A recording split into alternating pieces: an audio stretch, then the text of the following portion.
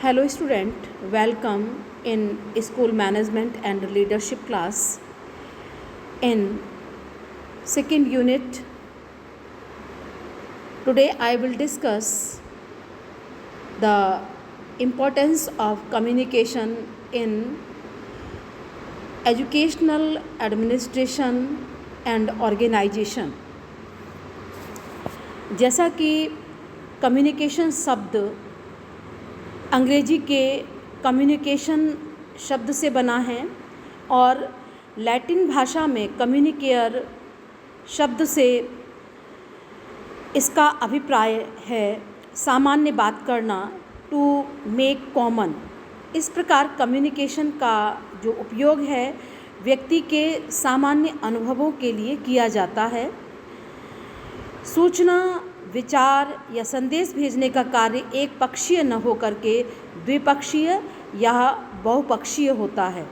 संप्रेषण में जो कम्युनिकेशन है वो दोनों व्यक्तियों के बीच में जो संदेश भेज रहा है और संदेश ग्रहण कर रहा है उन दोनों के बीच में समान रूप से वितरित होती है।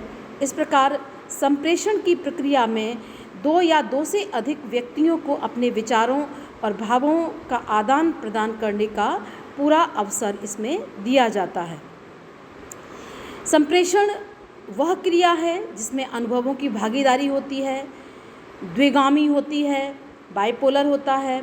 इसमें फीडबैक भी लिया जाता है और इसमें इंटरैक्शंस भी होते हैं। मैकफार्लैंड ने इसको परिभाषित करते हुए बताया है, communication is the process of meaningful interaction among human being.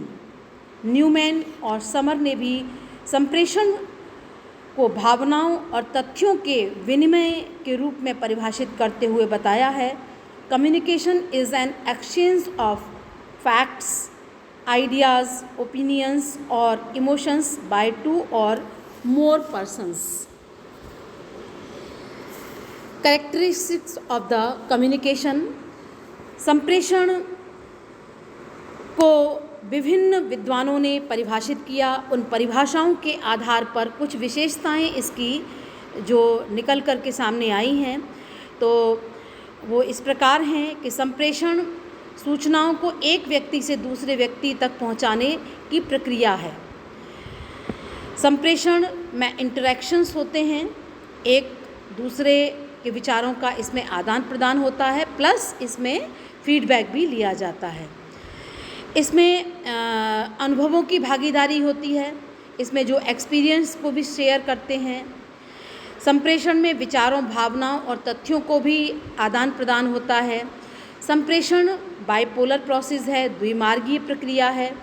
इसमें इंटरैक्शंस होते हैं और इसमें जो प्रयोग की जाने वाली जो शब्दावली है उसका जो अर्थ है वो सुनिश्चित होने पर ही जो है संप्रेषण जो है मीनिंगफुल होता है, सार्थक होता है। अगर शब्दावली अगर उसकी सुनिश्चित नहीं है तो संप्रेषण में एक व्यक्ति अर्थ का अनर्थ भी लगा सकता है।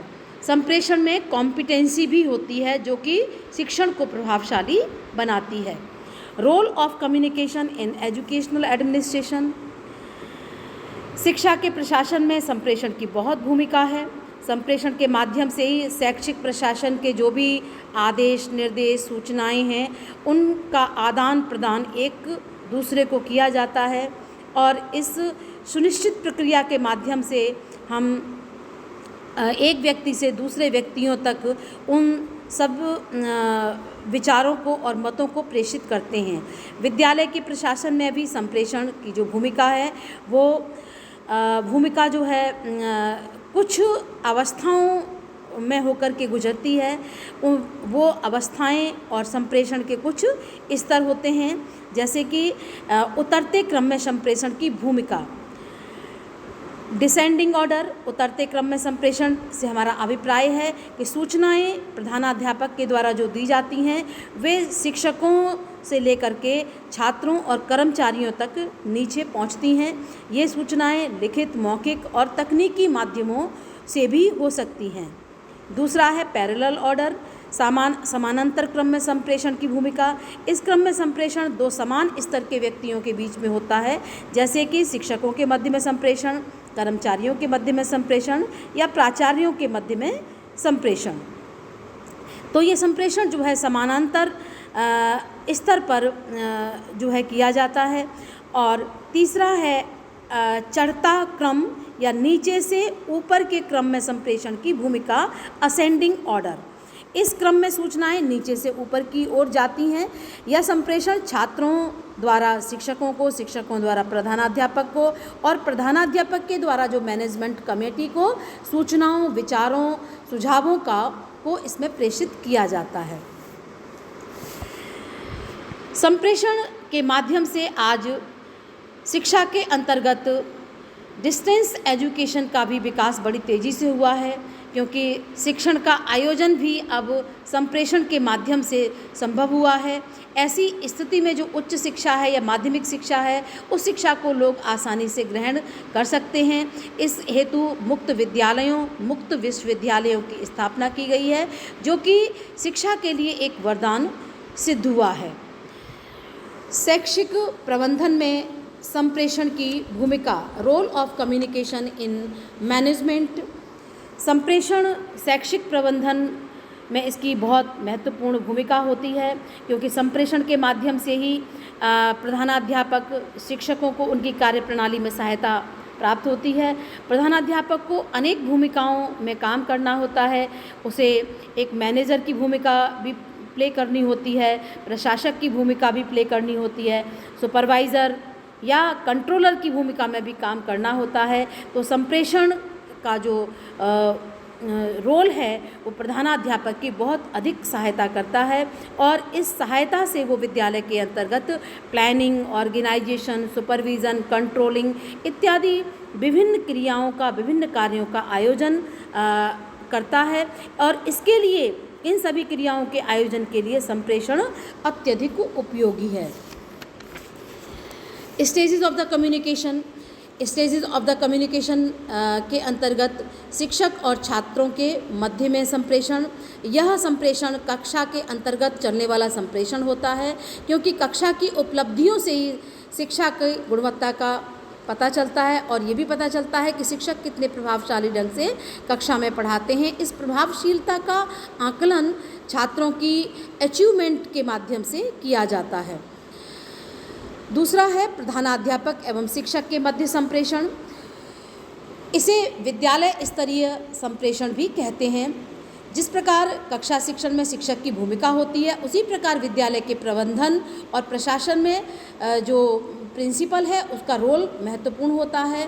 प्रधानाध्यापक विद्यालय की अनेक भूमिकाओं और उत्तरदायित्वों का उनको निर्वाह करना होता है, जैसे विद्यालयों का संचालन, पर्यवेक्षण, शिक्षकों की कार्यप्रणाली का निरीक्षण, विद्यालय में अनुशासन बनाए रखना, विभिन्न संसाधनों, स्रोतों का प्रबंधन, परीक्षा की व्यवस्था करना, प्रबंध समिति से संपर्क बनाना, वातावरण को शैक्षिक बनाना, छात्रों और शिक्षकों को अभिप्रेरित करना।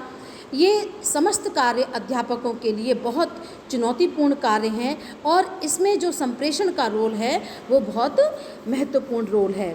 प्रधानाध्यापक और प्रबंधक के मध्य संप्रेषण, इसे प्रबंधन स्तरीय संप्रेषण भी कहा जाता है। मैनेजमेंट लेवल का कम्युनिकेशन भी हम इसको कह सकते हैं, क्योंकि विद्यालय का नियोजन और विकास का उत्तरदायित्व केवल और केवल प्रबंधक का होता है।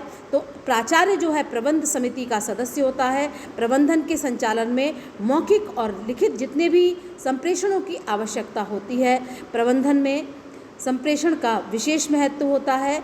इससे प्रबंधन का विकास, उसमें वैज्ञानिक सुधारों के आधार पर किया जा सकता है। प्रोसेस ऑफ कम्युनिकेशन, संप्रेषण की एक प्रक्रिया है। ये प्रक्रिया द्विगामी या द्विपक्षीय है। एक दूसरे के विचारों, भावों का इसमें आदान प्रदान होता है। आदान प्रदान के लिए अनेक तत्व पर ये निर्भर करता है, और ये तत्व जो है, एलिमेंट जो है, एक दूसरे को से संबंधित हैं, और एक दूसरे पर अन्योन्याश्रित इनका संबंध है, और एक का दूसरे के कार्यों में उनकी भूमिका रहती है, इंटर रिलेटेड है। तो सबसे पहला जो प्रोसेस ऑफ कम्युनिकेशन है source and content of the communication, संचार के स्रोत और सामग्री। स्रोत से हमारा अभिप्राय उस सामग्री से है जिसमें कि कोई विद्यालय के अंतर्गत प्रधानाध्यापक या शिक्षक अपने विचारों को प्रेषित कर रहा है। वो एक प्रारंभिक अवस्था होती है, प्राइमरी स्टेज होती है। हम किसी दूसरे व्यक्ति या समूह को अपने विचारों भावनाओं का संप्रेषण किया जा रहा है, समाचार भेजते हैं, तो जो संप्रेषण की जो प्रक्रिया का उसको प्रारंभकर्ता माना जाता है और जो विचार और अनुभव भेजे जाते हैं उन्हें संप्रेषण की सामग्री या कंटेंट उसको माना जाता है। और जिसके पास जो ये संदेश जा रहा है उसको रिसीवर या प्राप्तकर्ता, संदेश को प्राप्तकर्ता उसको मानते हैं। दूसरा इसमें है संप्रेषण की प्रक्रिया में संचार माध्यम, मीडिया ऑफ कम्युनिकेशन। इसमें जो हम साधनों का प्रयोग करते हैं जिसमें कि हम विचार भेजते हैं और जिसमें विचार ग्रहण किए जाते हैं, वे माध्यम जो है शाब्दिक और अशाब्दिक दोनों तरीके के हो सकते हैं। और इस प्रकार संदेशों को लिखकर, पढ़कर और प्रतीकों के द्वारा, सिंबल्स को यूज़ करके भी इसको समझाया जा सकता है। अशाब्दिक में हम जेस्चर्स का प्रयोग करते हैं, सिंबॉलिक लैंग्वेजेस का प्रयोग करते हैं, बॉडी लैंग्वेजेस आदि का प्रयोग किया जाता है। इसके अतिरिक्त हम टेलीफोन, मोबाइल, टीवी, रेडियो इत्यादि विभिन्न माध्यमों के द्वारा भी हम कम्युनिकेशन को एडॉप्ट करते हैं, कम्युनिकेशन को अपनाते हैं। ये डिफरेंट तरीके हैं जिनके माध्यम से हम कक्षा के अंतर्गत और कक्षा के बाहर कम्युनिकेट करते हैं। सूचना को सांकेतिक भाषा में लिपिबद्ध करना, एनकोडिंग। लिपिबद्ध करने से अभिप्राय है कि विचार या सूचना को हम किन्हीं कूट शब्दों या संकेतों में बदलकर उपयुक्त विधि के द्वारा भेजने की व्यवस्था करते हैं। क्योंकि अगर हमारा संदेश जो है बहुत इम्पॉर्टेंट होता है, बहुत महत्वपूर्ण होता है, तो हम उसका एक कूट संदेश निर्मित कर देते हैं। क्योंकि जो संदेश भेजा जा रहा है वो अति गोपनीय होता है और जिससे कि किसी दूसरे व्यक्ति को उसके बारे में ज्ञात न हो, तो भेजने वाले के जो विचार या भाव में परिवर्तन न हो और वह उसी भाव में प्रकट हो जिस भाव के साथ उसको भेजा जा रहा है। तो जो हमने लिपिबद्ध जो संदेश किया है, जो सांकेतिक भाषा में लिखा है, तो उसको हम एनकोड भी उसको करके रखें कि जो संदेश हमने भेजा है उसका अभिप्राय क्या है। डिकोडिंग का मतलब है कि अनुवादन या विसंकेतन, जो विचार या सूचना जो हमें भाषा उसकी चेंज की है या उसका हमने उसको चेंज किया है, इसको एनकोड किया है, तो जिसको सूचना प्राप्त हो रही है, रिसीवर को जो सूचना प्राप्त हो रही है, इस बात की सफलता इस बात पर निर्भर करती है कि जो कूट भाषा में संदेश भेजा गया है तो उसको डिकोड करके भी उसको बताया जाए, तभी वो सही तरीके से उस संकेत को या उस संदेश को प्राप्त कर सकता है। और नहीं तो अगर उसको डिकोड नहीं किया जाता है तो उसे संदेश को ग्रहण करने में या संदेश को अप्लाई करने में विभिन्न कठिनाइयों का सामना करना होता है।